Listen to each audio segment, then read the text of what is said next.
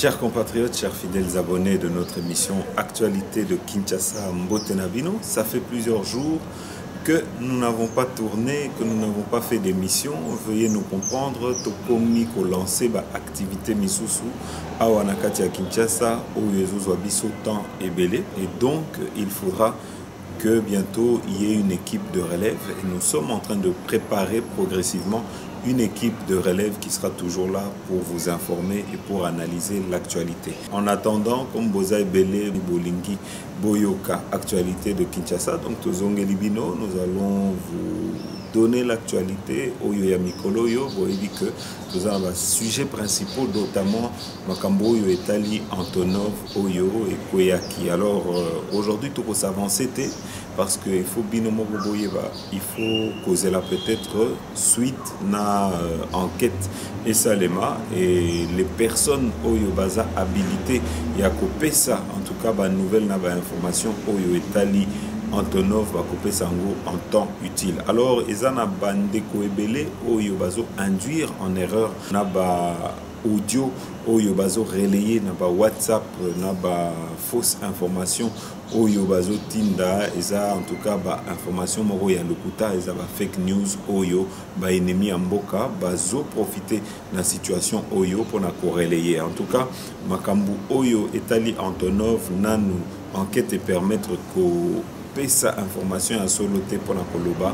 Comment ça se fait que Antonov Wana et Koyaki Oyo Toye Bibi Sonyoso, c'est que jour Oyo Antonov Wana les Kinzela, en tout cas, il faut que jour Ango, il y avait un problème météorologique et en tout cas il faisait très mauvais, la météo était mauvaise, donc voilà première hypothèse Oyo Tokoloba. Mais deuxième hypothèse est que Antonov Wana ezalaki en très mauvais état. Alors boebi que ezaba avion moko yakala, et depuis longtemps il y avait déjà eu des histoires au sein même du cabinet du président entre le chef du cabinet et un des conseillers, parce que pour na mingi balobaki que il fallait tout changer flotte aérienne wana, il fallait arrêter à utiliser ba avion moko yakala. Accident salamaki et permettre en tout cas couper ça ba éclaircissement, c'est que ceux qui botali ba émission na biso yakala bato ebele bazoko ça bazo bimisa ba information moko ya lokuta esika bazo loba que ba confisca qui et pas Kabila ba avion oyo eza ya présidence to lobaki to pesa ki bino information oyo eza ki ya solo ezalaki que ba avion wana ezalaki en très mauvais état, et to ebi ke eza na bande ko ebele oyo balingaki que président amataka ka ba avion wana, comme ça une fois ka mata avion wana soki libabe ekolie bango bakoya ko sepela neti bandoki. Mais oyo eza réalité, c'est que ba avion na ezala oyo ya présidence na avion euti ko koya eza ba avion moko oyo ezalaki en très mauvais état, et donc yangwana lelo présidence ezoloué ba avion en attendant tozwa avion mosusu oyo to ko acquérir oyo to somba oyo et komanda komema président na kati ya voyage na ye. En tout cas boyeba que ba voyage ya président est comme bénéfique, c'est qu'aujourd'hui to komi komona il y a un certain engouement, il y a bande ko ebele oyo balingi koya ko investir na kati ya mboka oyo. Alors awa nous allons peut-être d'abord vous faire écouter information oyo il y a RFI concernant makambo ya Antonov Bolanda.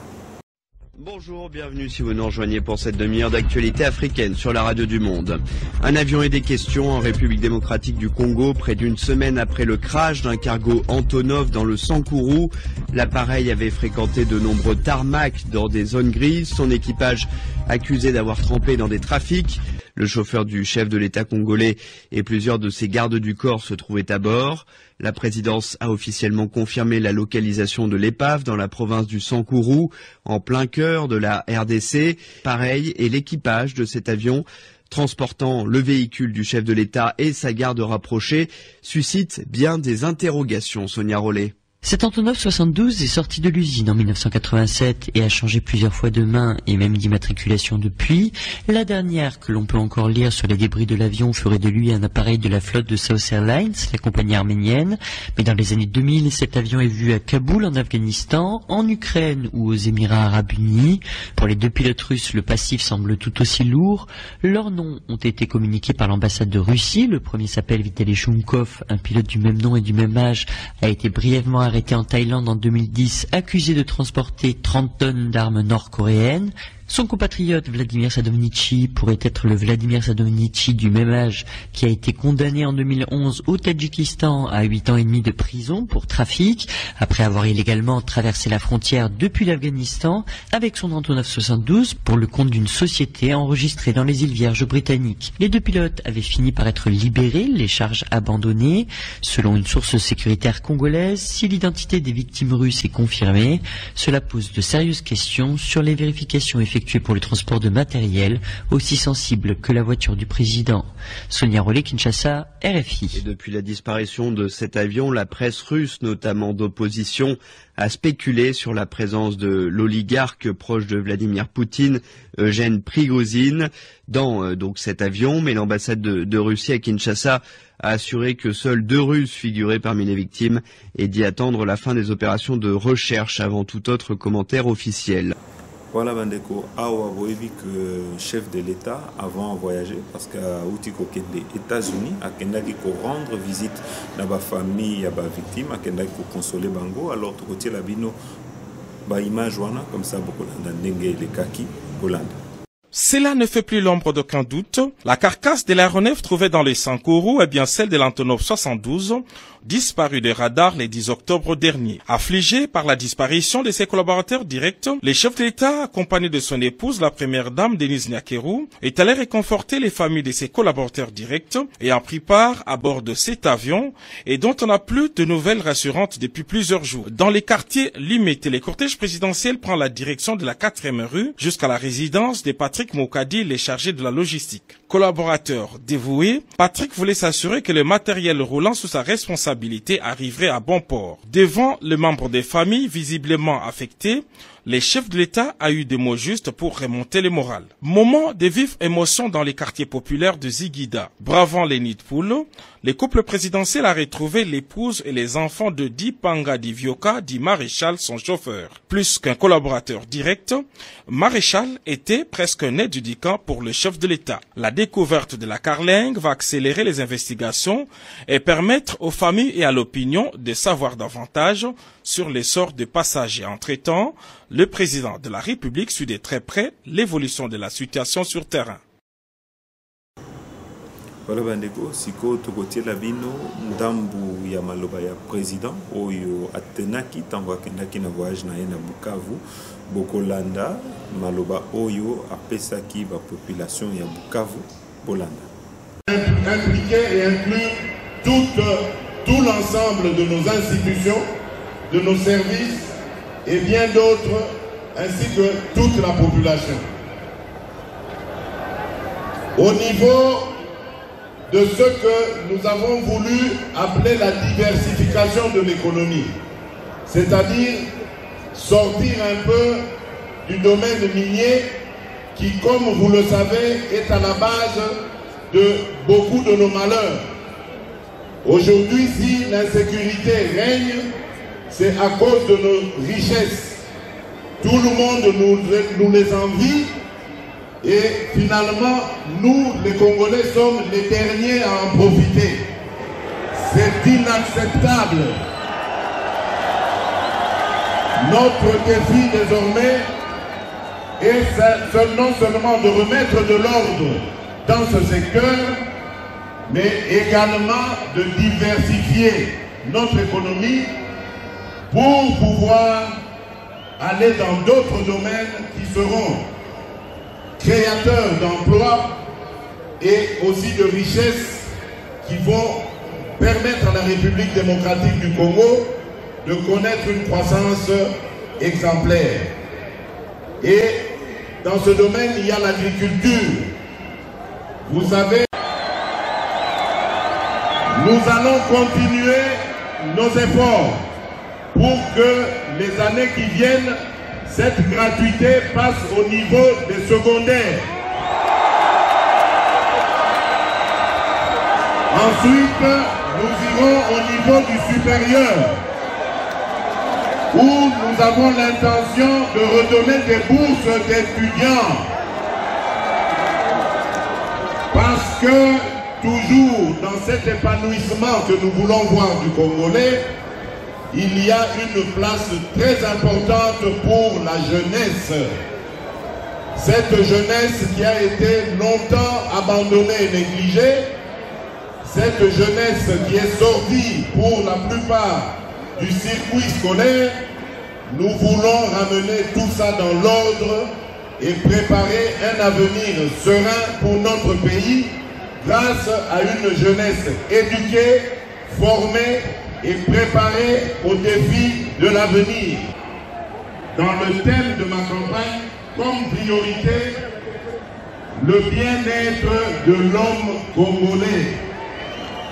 Et le bien-être de l'homme congolais commence d'abord par le défi de la paix. Je suis conscient des souffrances qui sont les vôtres. Et je n'ai ménagé aucun effort depuis que je suis au pouvoir pour entretenir nos forces armées et tout faire pour que celles-ci soient au top niveau et puissent faire leur devoir qui consiste à imposer la paix dans tout l'ensemble du territoire national. Et cette paix, croyez-moi, je suis prêt à mourir pour qu'elle soit une réalité.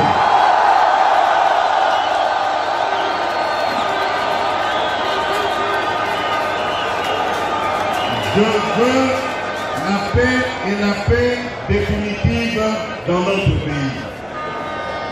En plus de cela, nous avons mis l'accent toujours autour de l'épanouissement de l'homme congolais sur les soins de santé et l'éducation.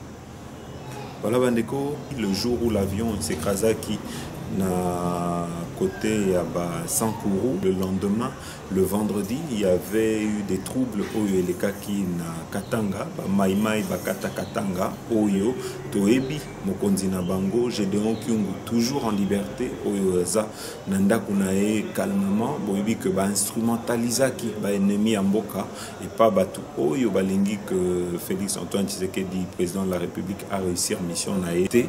Bazo instrumentalisé ba maïmaï neti ba maïmaï oyo ya Gédéon bakata Katanga. Alors tokotie la bino message oyo ya ba député ya Katanga Bolanda.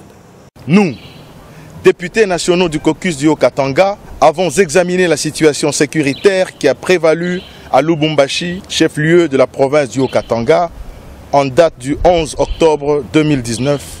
Situation causée par les présumés miliciens Bakata Katanga ayant occasionné des blessés ainsi que des pertes en vies humaines. Après analyse et délibération, nous déclarons ce qui suit. Condamnons de la manière la plus ferme ces actes de violence et de barbarie à répétition dont les dernières en date ont été perpétrées par les précités dans la ville de Lubumbashi, chef-lieu de notre chère province. Dénonçons l'attitude passive des services de sécurité dont les résultats ne reflètent pas les moyens logistiques mis à leur disposition tant par le gouvernement national que provincial. Dénonçons avec la même fermeté l'esprit de manipulation incitant notre population à poser des actes inciviques de nature à ternir l'image des filles et fils du Haut-Katanga. Décidons à saisir à cet effet le bureau de l'Assemblée nationale en vue de la constitution d'une commission d'information. Soutenons le gouvernement provincial dans ses effets inlassables à assurer la sécurité en province. Réaffirmons notre confiance au président de la République, chef de l'État, son Excellence Félix Antoine Tshisekedi Tshilombo, ainsi que d'autres institutions de la République démocratique du Congo. Que Dieu bénisse la République démocratique du Congo, que Dieu bénisse la province du Haut-Katanga.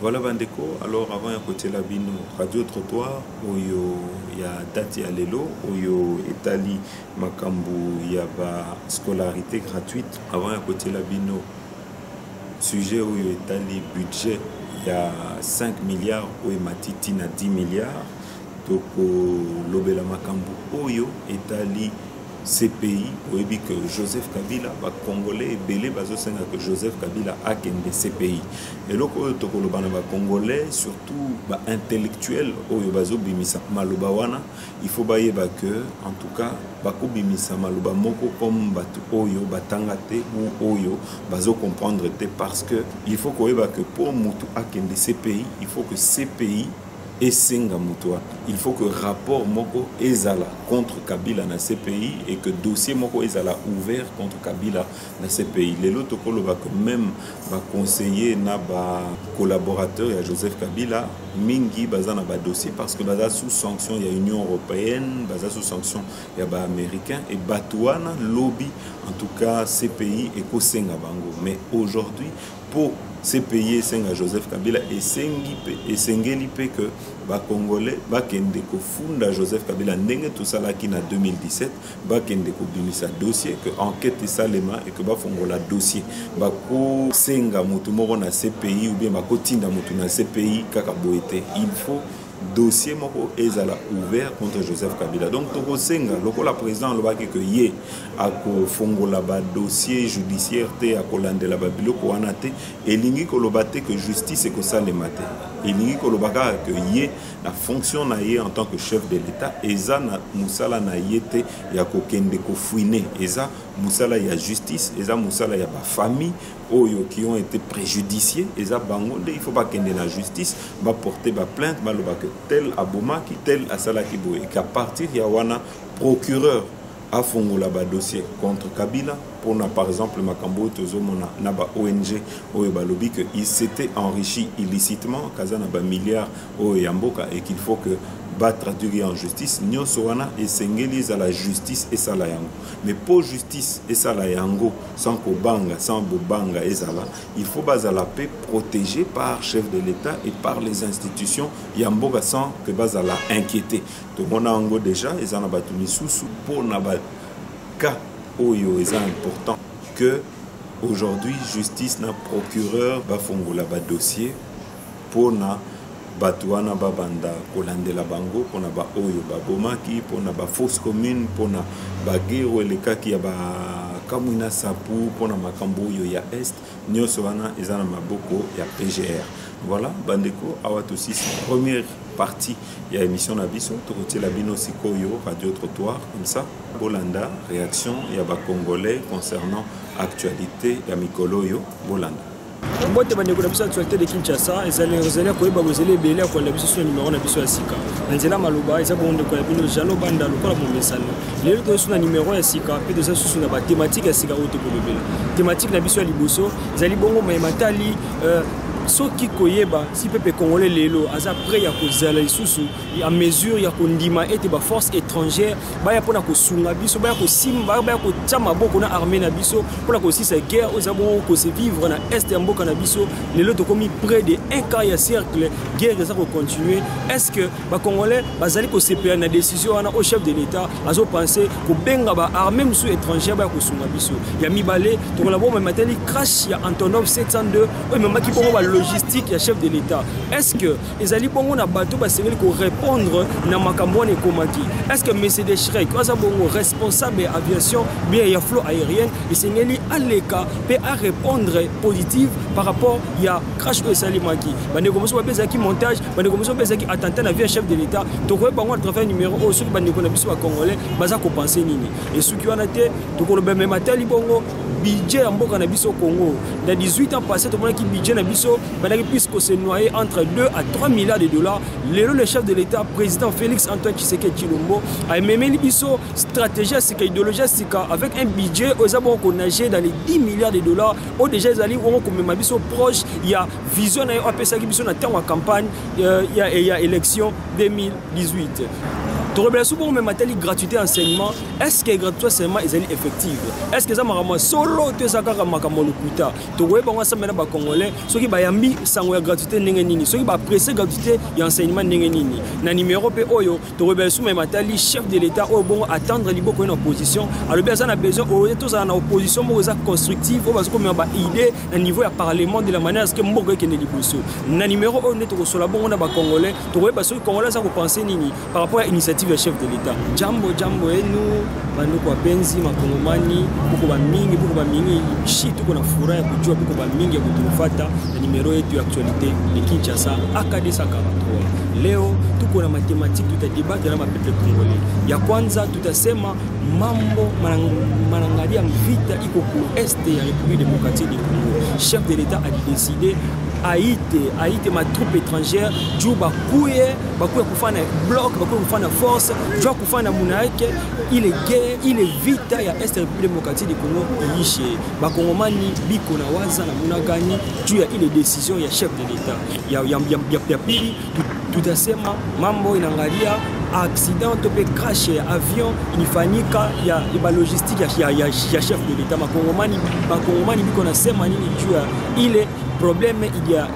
ilifika kwa République démocratique du Congo iko attentat iko sabotage tutajua hayo na numero hii tutasema tena mambo ya gratuité ya enseignement bakongomani biko na waza muna gani bakongomani bana furaha mbia bakongomani banateseka na kuona leo tuko na gratuité ya enseignement na tutasema mambo mangalia budget ya République démocratique du Congo leo tuko na 10 milliards de dollars comme budget ya République démocratique du Congo. Est-ce que makongomani biko na furaha ya kujua leo tuko na budget makongomani biko na furaha ya kujua croissance ya budget yetu ya République démocratique du Congo. Na numero hii njo tutajua mambo yote ensemble na mapepe congolais ou bien makongomani biko hapa ku capitale ya République démocratique du Congo Kinshasa. À côté de Kinshasa nasemaka toujours nasemaka tutazoeana.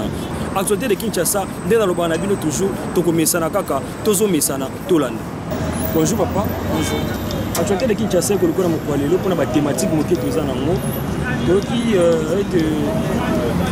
bazana besoin de chef de l'État bazana posa ba soldats étrangers baya bande construire ko service biso parce que c'est ba soldats na biso au guerre est ici il y a des peuples congolais ce temps où qui sangwana et ça donne une réaction les amis normalement état que fils de pays na CP ming na auto chef d'État à ça nous a quand même zamala donc mon est que les ba société bazar kuna les ba comme ken nga pena ça so les qui sango au niveau est kuna ba beti masasa kufi ça quand même et ça passe ming donc idée au chef d'État quand même pour na état que fils de pays mais c'est pas idée on a pour niveau kuna guerre on est pour au bazar ba fils de pays ne mon nga. Merci papa, mais maintenant il faut crash avec ça les machines, c'est autour de moi crash avec ça les machines. Tant on a des informations, on a des logistique chef de l'État et ça lui crash na tournoi 702. Parce que moi tant que c'est ngeli, ba tu pas à la sanctionner soit dans niveau ba tu aviation civile comme tu as fait. Tant que peuple congolais yo koloba nini. Est-ce que ça va de sécurité à résidence ne pas à la sanctionner pour ba landela ba représenter bien te. Le sengeli ba tu aviation civile de présent landela ba. Au moni na mutuna na bena n'était comme deni na pour répondre moni soki mutu ozana biki na yo so biki libre quand ndemo quand même ça passe mingi kasi nena atu o esami on biso pour moi était fils de pays esenga pe passe makasi mingi o biso to futaki fachi to CPD était fils de pays donc à moment pas mais inana c'était bakash on esami quand même essaye de passer mingi était fils de pays. Quand il faut normalement service renseigné Zali, la service il faut aimer regarder là. Donc on dit dans tous les niveaux sécurité, dans les niveaux il y a pas de bambou là. Moi tu vas comme c'est là à partir de sécurité, tu vas oui, le outil est très de wana. Merci papa, mais dis-moi, tu as besoin de mettre les budgets en boca. 18 ans passé, tu as budget, même si on a nager plus dans les 3 milliards, dans les 4 milliards, mais les chefs de l'État, même si politique, avec 10 milliards de dollars comme budget. tant que peuple congolais appréciation des années na makambo normalement nelo wana quand même na siple makasi mingi eza kwande na ndako so papa apesa rabino ya 500 fois ya kolia lobi papa ma 10 ans de commis 5 mais quand même bana basika makasi mingi eza mama ya bana basika makasi mingi point il faut laisser une motivé quand niveau ya budget au chef d'état Mathieu c'est na 3 milliards mais comme le disent quand même pour na ngeta que de pays na siple makasi mingi thématique de souka eza bongo chef de l'état o alobi bongo aza na posa opposition moko eza opposition constructive baza na kati ya parlement bapesa ba idée esala ki mboka ke liboso tant yo oyoki makambo wana réaction des années normalement pour na eloko wana pour na eloko quand même ndeti ngabo naza mtu ya MSC na change kate nazo kwa te nyama eloko nguma china potinga china posote na posote ya MSC na on a posé bien posé pour le niveau ya quand même des idées madame à partir par exemple tout va combattre ba l'homme so na parlement to sati ni to combattre moi ba l'homme sous moi to combattre ba l'homme sous ça et donne des idées moi comme ya madame. Merci papa. Mais matière de gratuité enseignement dans votre aussi ça. Donc enseignement va bien qu'on le fait le chef de l'état respecte la constitution mais yo tant yo qui sangwana au lobani na matière de gratuité. Maman déjà il y a enseignement quand même dans ce même magasin le chef de l'état va y enseigner au quand même pour moi na ngai dans ce même magasin. Moi na banda pour moi mijo mabole ne ko penake kaso chef de l'état tient enseignement au fait quand même ils ont madame parce que les va critiquer on va le bi bana baleke bien na salle va enseignant bazo futa maté congolais matati toujours quand même il y a bizarre na o misa 10 francs na o misa le rotiner le qui misa le qui moi 10 francs na o c'est la maison mais là mutati que ça que se fait pourquoi les amis c'est comme des malam o moni azama ko chance moi dire parce que place au filo enseignement biso iso na ba leke bele ma ko za tinga mona zama liboso kama ko za teta mo se vitati mbe ko ne yo filo kama pour moi pour na ngai na meki gas moi malam et les ngai so ko ba leke ba kota batanga pour moi ba blame kim kine ta ba kai no mi kinga ta ya dans sport. Bonjour papa. Bonjour. Actuellement Kinshasa ko lokona mokwanelo na ba thématique oza nango liboso eza bongo tolobela matali guerre est balobi que chef de l'état bien bande kusa gouvernement bande ko penser ko benga renfort ba soldats étrangers ko ba ko sunga biso na guerre oya est tant yo oza informé na makambo wana réaction ko za non ndenge bon on ngai penza eza passé on a chef de l'état ye moko azwa responsabilité ya kokende kofanda kuna ndenge azwaki mokano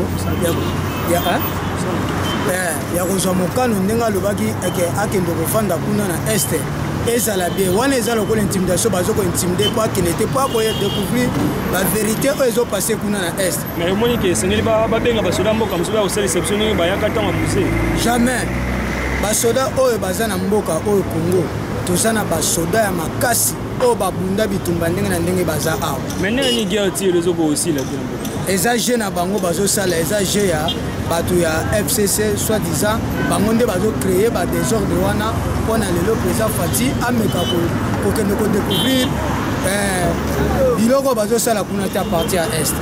mais papa tolobi ape matali crash ya avion 702 Antonov oyo ekoyaki babi ke eza sabotage babi ke bengaki basala chef d'état attentat yo oloba noni na makambo wana te eza ya solo avozala vigilant na eloko esalami puisque eza eloko moko ya kotika te faut amener baenquête comme il faut à découvrir que banani basali eloko wana mais monte ke bato ya aviation civile il faut sanctionner bango notamment monsieur de chef aza bongo chef ya aviation civile voilà eza bongo faut basanctionner bango puisque bazozwa baraison moko ezanga ntina wana bayeba ke bato nde bamenaki biloko wana nyonso tu eza bango mpe bayebaki yango toloba bebe matali budget papa na biso budget na biso bandaka konage entre 2 milliards 3 milliards de dollars parce que là avec le président Fachi tomoni ke budget komi bongo 10 milliards de dollars ntango yo oyokisa yango wana esalani etake pepe congolais komona ke budget na biso emati par rapport a ndenge ezalaka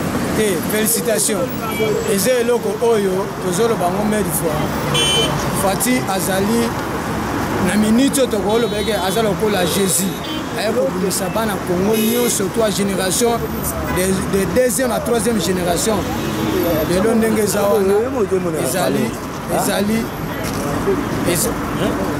non, tu sais, il a filmé, on a filmé.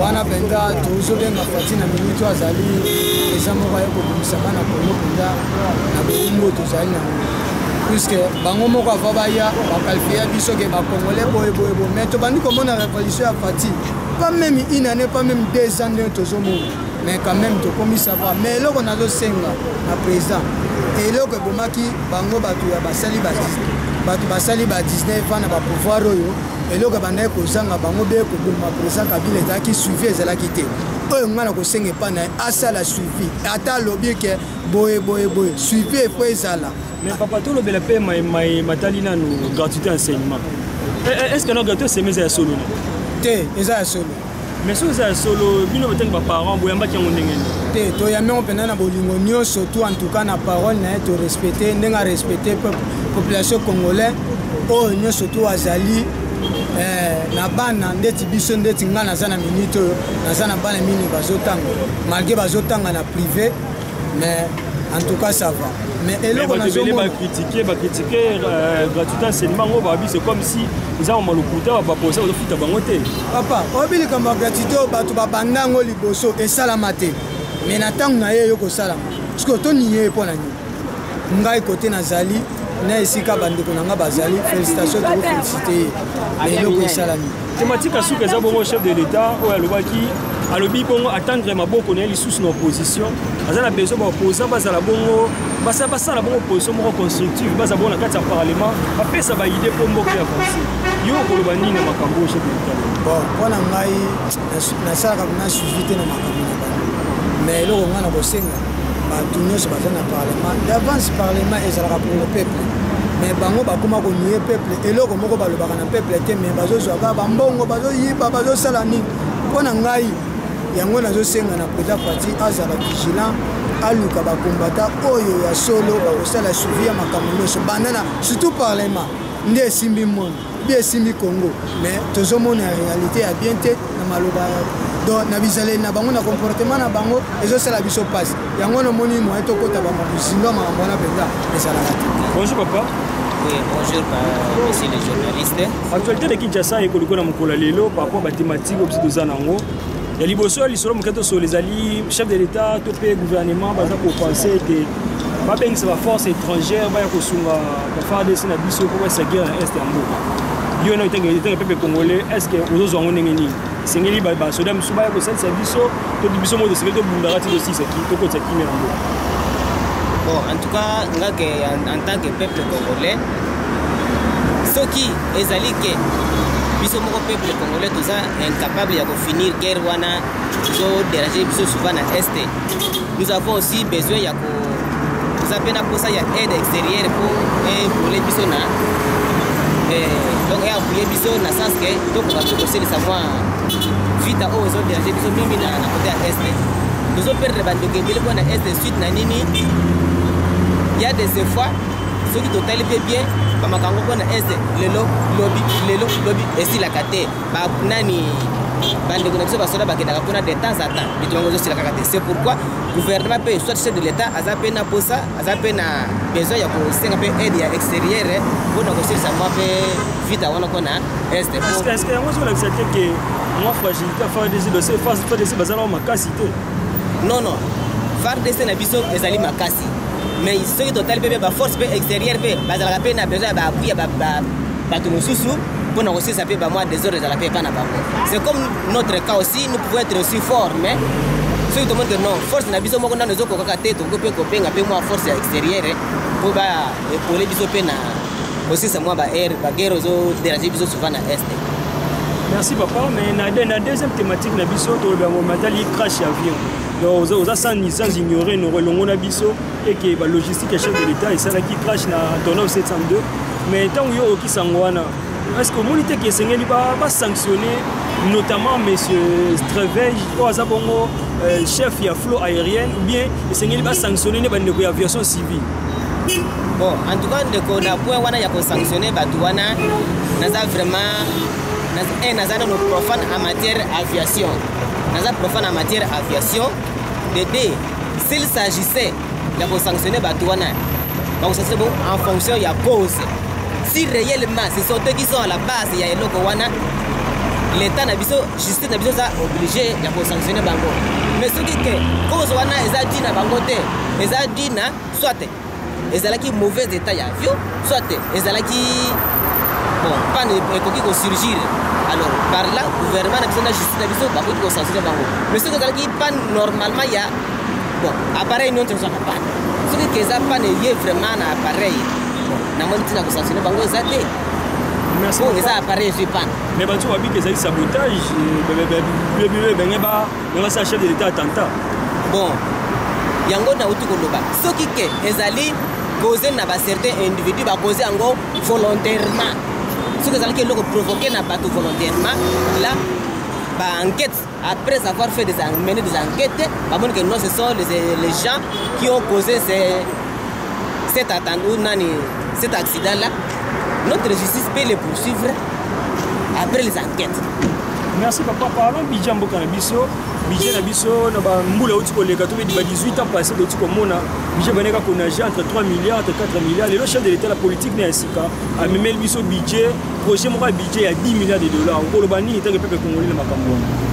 Bon, en tout cas, na pesi na no chef de l'État longo na mingi pourquoi parce que to sali moi ba mbula belé.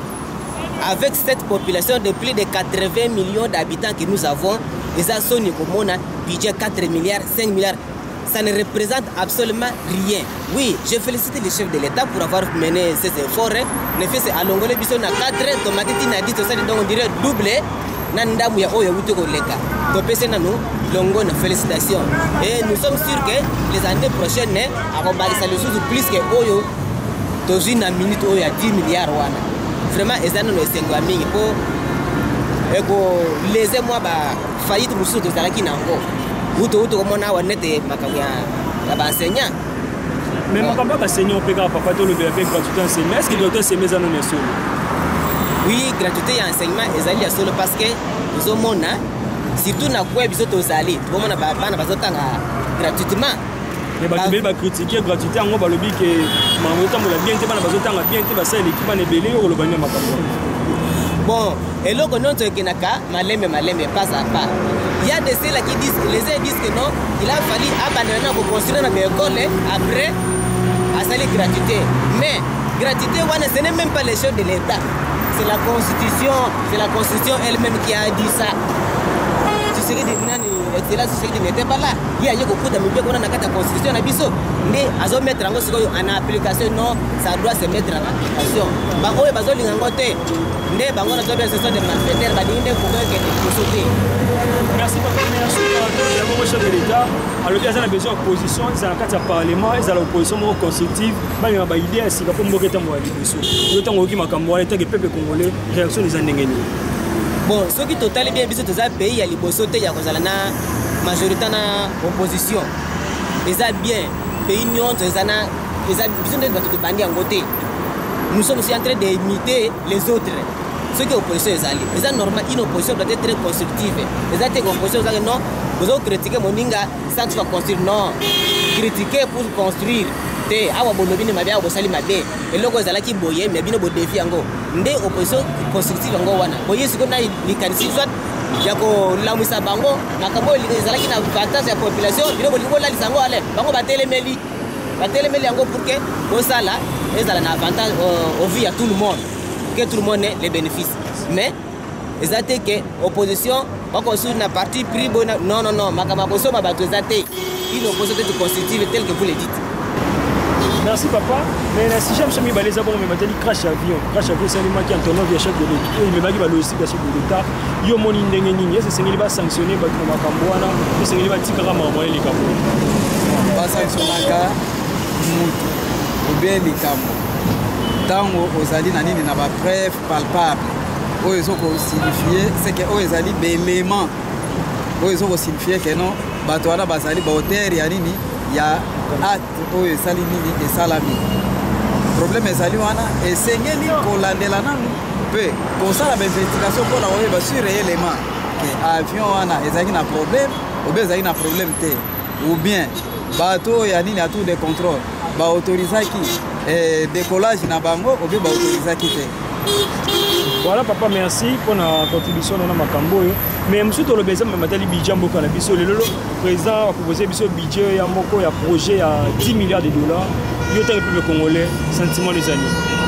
Bon, pour ngai eza moi malamu te. Eza moi malamu. Moi malamu pour nani? Moi malamu pourquoi? Vie richesse au biso tozana mona kati ya mboka oyo. Pe na ba minere oyo tozana mona kati ya mboka oyo. Soki totali bamboka lokola ba Centrafrique bazali ata na eloko moko te mais na budget bazoleka biso. C'est que sengeli ye chef de l'État a revenir na maloba na ye oyo alobaki lors ya nini ya campagne na ye de préférence mboka lokola oyo biso vi pe population oyo tozali na yango esengeli kobandana na ba budget net ya ba 15 milliards au-delà. Merci papa pour la contribution na yo mais matali gratuité enseignement. Le monde chef de l'État a respecté la Constitution, la côté à école gratuite, nous avons des classes offertes. Nous, en tant que parents, en tant que peuple congolais, sentiment des années. Bon, pour nous, en tant que peuple congolais, en tant que parents, on a remercié, on a félicité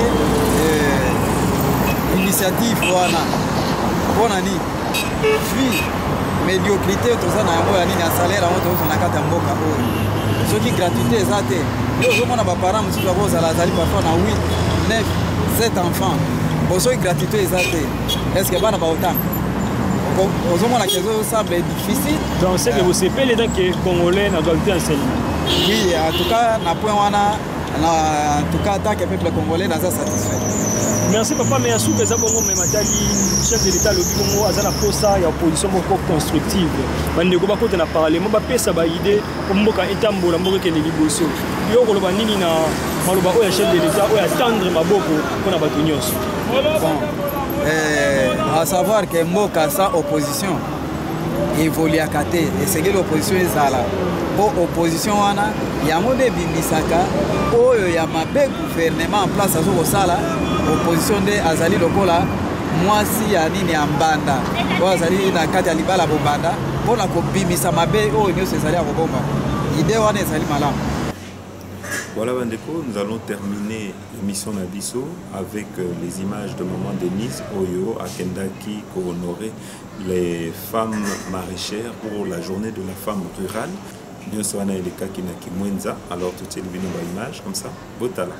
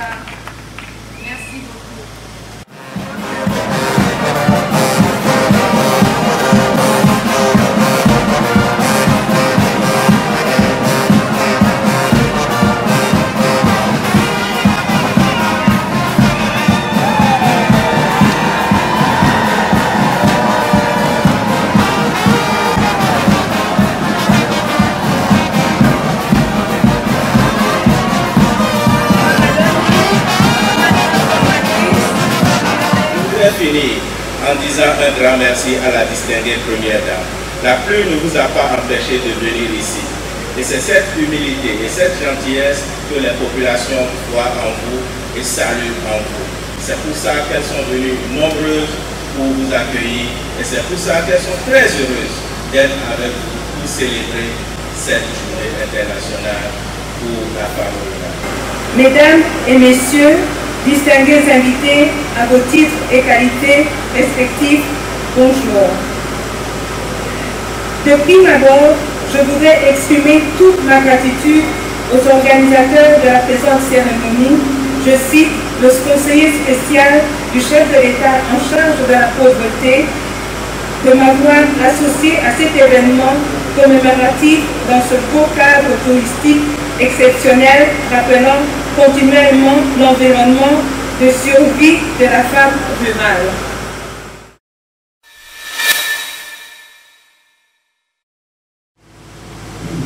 Mesdames, Mesdemoiselles et Messieurs, en vos qualités et titres respectifs, distingués invités, c'est avec une grande joie que je voudrais exprimer toute ma gratitude aux organisateurs des présentes assises qui donnent une voix à la femme, une voix qui mérite d'être entendue. Je suis d'autant plus heureuse de parler de la femme rurale, celle qui m'inspire personnellement. Et je pense qu'elle vous inspire également. Pour quelle raison? Parce que, premièrement, cette femme est prête à donner sa vie pour braver les dangers et desservir la population de vivres et aliments naturels. Deuxièmement, cette femme qui au quotidien se bat avec ses faibles moyens pour éliminer la faim sans bruit. Très chère maman, aujourd'hui, le monde entier célèbre votre courage, votre engagement, votre capacité à assurer la sécurité alimentaire de toute la communauté. C'est votre jour. Nous devons célébrer le progrès réalisé, mais aussi rappeler les défis auxquels vous êtes confrontés pour améliorer vos conditions de travail. J'ai tenu à vous visiter ce jour du 15 octobre pour 3 raisons principales. La première, c'est celle de vous exprimer toute mon appréciation et toute mon admiration pour votre engagement à la production agricole, à la sécurité alimentaire et à la nutrition malgré vos conditions difficiles de travail. Vous nourrissez toute une nation et vous devriez en être particulièrement fiers.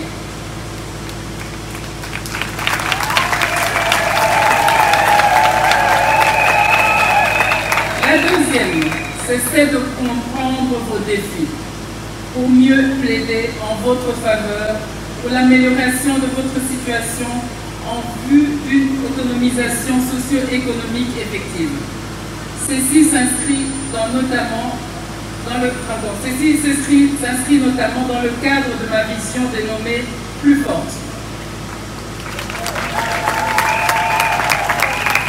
La dernière, celle de vous donner l'opportunité, dans le cadre de cette célébration, d'accéder à l'information en rapport avec les questions sur le climat et de lancer des vraies réflexions sur les enjeux de l'heure. En effet, nous avons la responsabilité de préserver la nature et l'environnement que Dieu nous a confiés. Je vous exhorte, par exemple, dans ce cadre qui nous accueille, de prendre soin de cet espace rare de notre patrimoine. Fierté nationale, les bonobos, nous devons de la protéger. Notre immense forêt et notre majestueux fleuve doivent également bénéficier de notre particulière attention. Nous devons en prendre grand soin.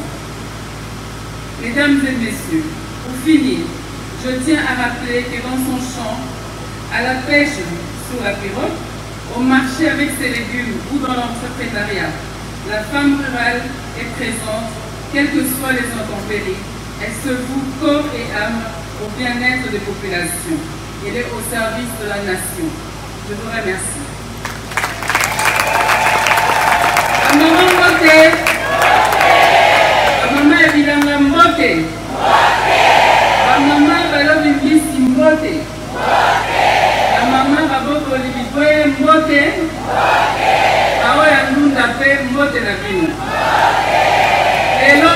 na bino napesi bino longoni ape na lobi oza basi makasi basi ya solo oyo ngai nandimaka mpona kosala obili kosalaka te atuka nzambe na ngai abomba bino. Longue vie à vous et vive la femme rurale. Merci. Sous l'adoration, nous allons inviter très respectueusement Nabosani pour Pesabino, merci. Lelo, Nabolame la Papa Ndunda, Amoni, Aubergine Kitoko, Naba Concombre, Samba la Bino. Merci.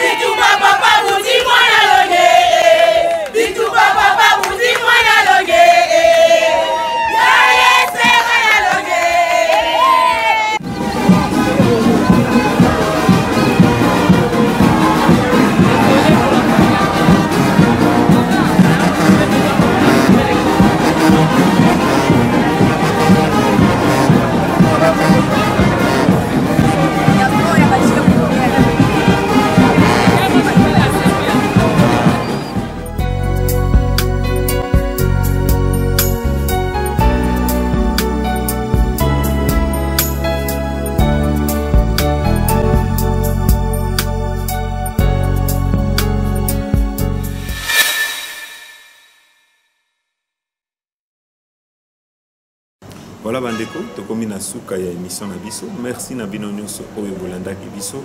Bobo Sanate, n'hésitez pas de vous abonner sur notre chaîne et n'hésitez pas à partager na katia ba réseaux sociaux ba émission na biso. À très bientôt.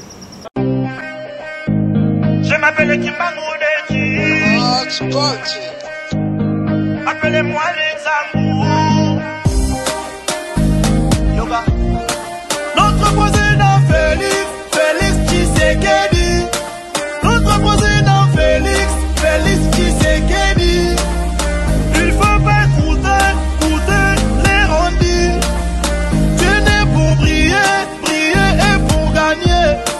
Notre président Félix Chilombo. Bongisa Mboka na yo. Seyo Félix. Peuple congolais si toponi yo. Seyo Félix. Bombaji la jitunga dia Congo. Seyo Félix. Twetumba na dia Congo tuti tukunanga. Seyo Chilombo. Jamba Kabundi. Jamba Kabundi. Atali na gauche, na droite, à mon moyen de retourne à base. Atali na gauche, na droite, à réfléchir, retourne à base. Hey, hey, le topé si base raison. Hey, le base si pouvoir. Hey, le topé si base raison. Yoga. Élu président de la République démocratique du Congo.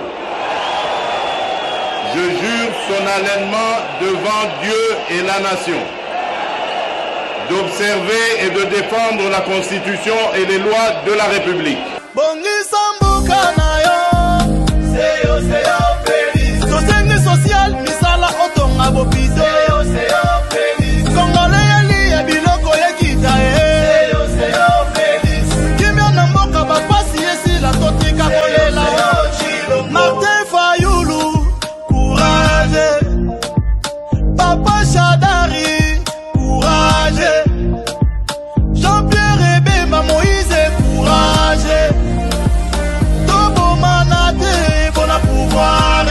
tosanga na pone kolo topesa chance na Félix mwana mboka elombe mobali oza mwana mboka okay. Ale Chilombo Chilombo Chilombo Chilombo Yafachi Chilombo Bongisa mboka na yo seyo peuple congolais sito mimi yo seyo Félix Twamaji na ditunga dia Congo seyo Félix Twetuba na dia Congo tujitukunanga seyo Chilombo Baluba ba Congo basweli banyanga on est ensemble Équateur Maniema Katanga Kasai on est ensemble Bambala Bamango Batete la Bandundu Beto na beto hey. On est ensemble Papa Kabila merci Raïs Première passation des pouvoirs pour l'histoire du Congo Papa Kabila merci Raïs hey. Je m'appelle Kimbangoudeki Appelez-moi Alexandre C'est fou les paroliers, merci. On fait la paix. Kolia, Banabatamba, Banabakindekilias, Biloko Kita. Merci son excellence Félix Tshisekedi, notre président.